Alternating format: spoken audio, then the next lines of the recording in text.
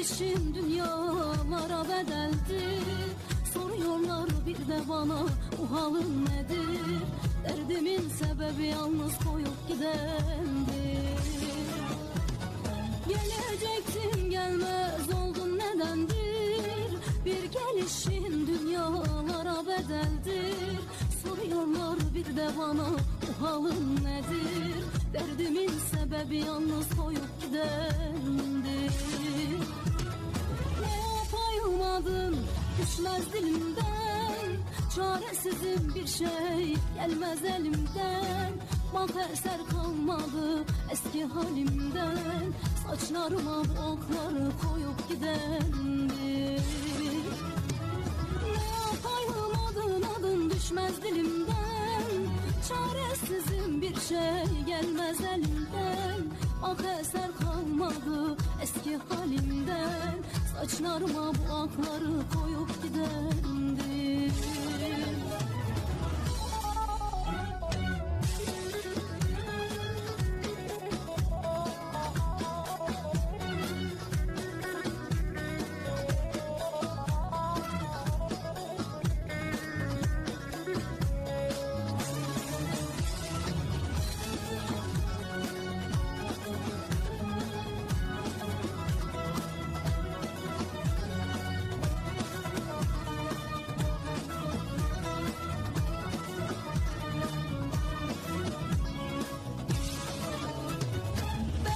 Kendime kader sanmışım, onun için ateşine yanmışım. Onun bir tek gülüşüne kalmışım, son kurşunu yüreğime sıkıp gidendir.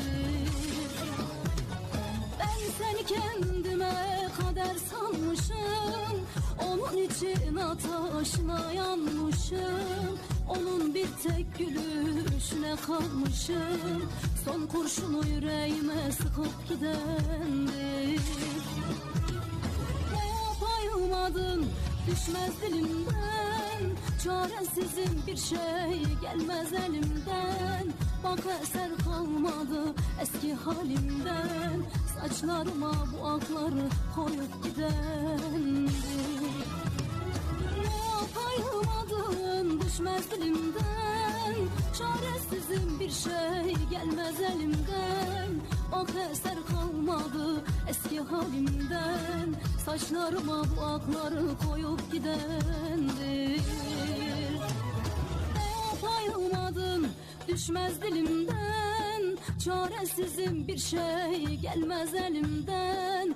Bak eser kalmadı eski halimden, saçlarıma bu akları koyup gidendir. Ne yapayım adın düşmez dilimden, çaresizim bir şey gelmez elimden. Bak eser kalmadı eski halimden, saçlarıma bu akları koyup gidendir.